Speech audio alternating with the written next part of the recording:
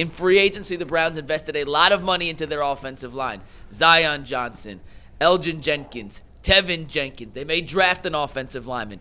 Outside of the quarterback, because that's the obvious and easy answer, what player on the Browns offense will benefit the most in 2026? Once again, not including the quarterback, to an improved offensive line. Is it a running back?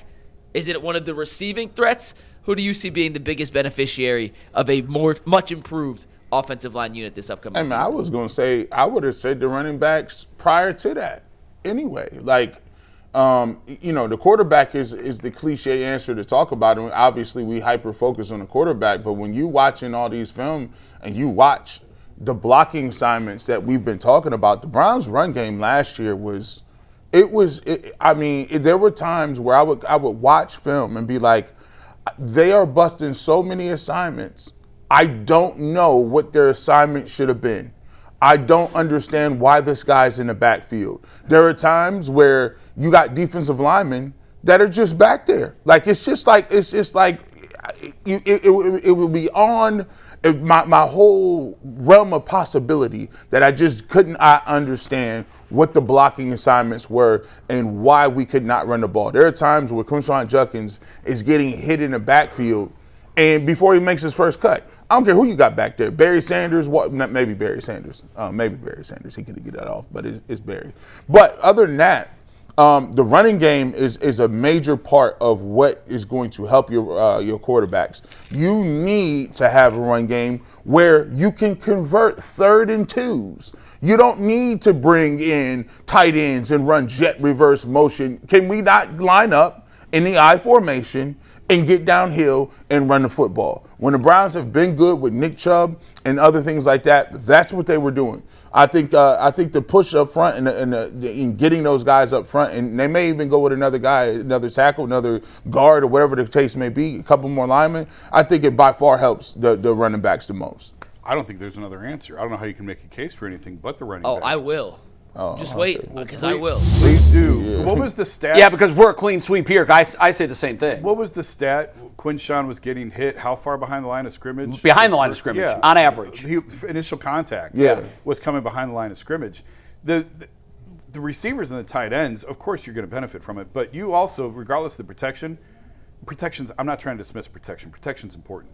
But Deshaun and or Shador are both hold the ball the longest among any quarterback in the NFL. Yep. Even if they have good protection, their two guys are going to hold the ball. Right. So that's where it doesn't really correspond with me or translate with me when you're talking a topic like this.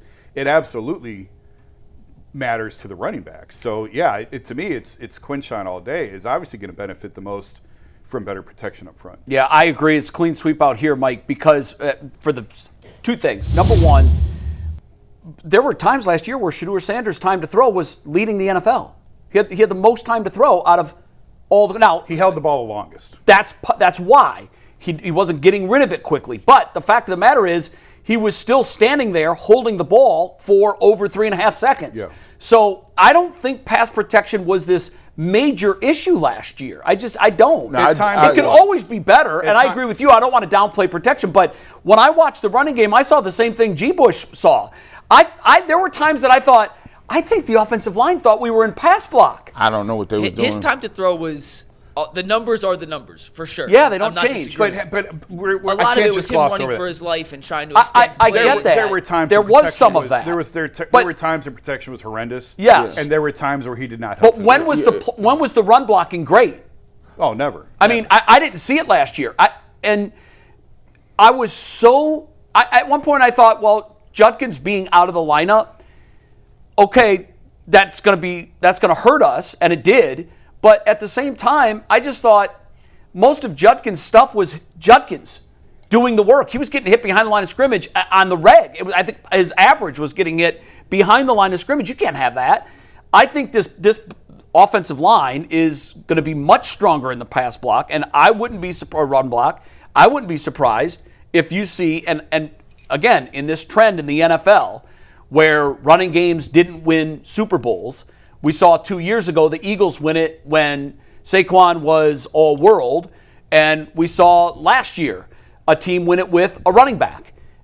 It's changed, guys. It's not the drop back and sling it 35 times and throw for 400 yards anymore. That part might come back because it's all cyclical. But right now, the NFL is about if you can run the ball effectively, and even if your passing game is mid, you can convert on third downs and keep the chains moving. If you can run the ball in today's NFL, you are going to be successful. And it wasn't like that 5 years ago. So I think the Browns on this one have recognized that trend, and they've sort of gotten, I don't want to say in front of it, because in front of it was the Eagles. Yeah. They were the ones that saw, if we get Saquon, we're a Super Bowl champion.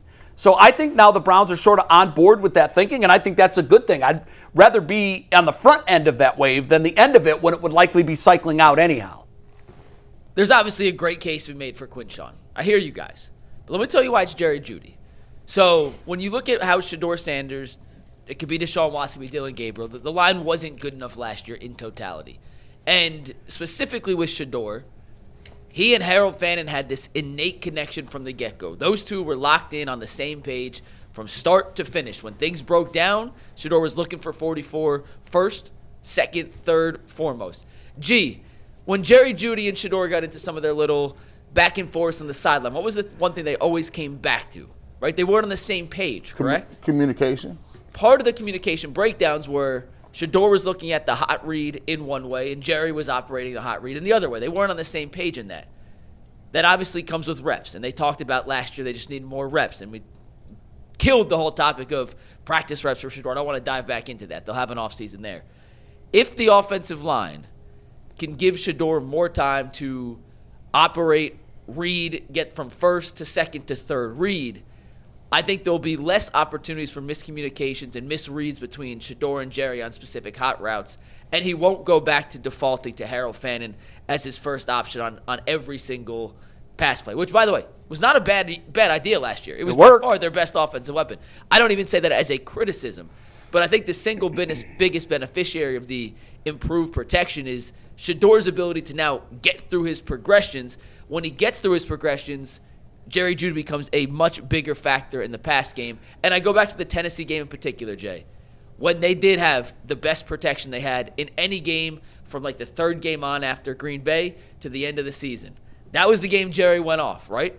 And two of his big plays were when Shedeur hit him on a little post route where he threw it over the linebacker in between the safety. There was no read. That was Shedeur. There was no hot read. That was Shedeur with protection, with time, being able to throw the ball downfield, which was his best trait as a rookie. I hear the Quinshon Judkins argument. I just think from where he was last year to where he can be in 2026, the improved offensive line is going to do wonders for the Shedeur, Jerry Jeudy. Here's what I would say to shoot that down. And look, I'm not going to argue with you. The answer to this is everybody benefits. Exactly. That's why the offensive line is the linchpin to a team. If you have a good offensive line, you can do both. You can pass the ball and run the ball. It's vital to success.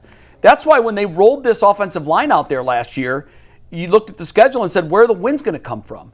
I don't think there's any question that all of these guys will be benefactors of, and chief among them, the quarterbacks. But I think the reason it's going to be Judkins is because he's the primary ball carrier. Mm-hmm. He's going to carry the ball 75% of the Browns' carries. Whereas it's not just Jeudy that will benefit from better pass protection. Yeah. All of the pass catchers will benefit from better pass protection. So you've got to split that pie maybe 3 or 4 ways. So his production might go up 25% while everybody else's goes up 25%. And they could draft a Cardinal Tate. And they could get a Tate in there, and that would also help. Hear your so side of it. I think you're splitting the benefit of a better offensive line between all the pass catchers, where Quinshon Judkins is the primary ball carrier. So you're not buying the Dylan Sampson hype that Earl was selling? I am not buying that. I think he'll be a fine complementary piece. I think he's got a place in this offense, but your locomotive is Quinshon Judkins, and he's going to get the bulk of the carries, and I think he's going to, if he's healthy, he's going to have a big year. No, I think, too, a lot of it will improve. I think when you take about the look at the time you have to throw, Shedeur Sanders and Deshaun Watson like to expend plays. They like to run around and make plays.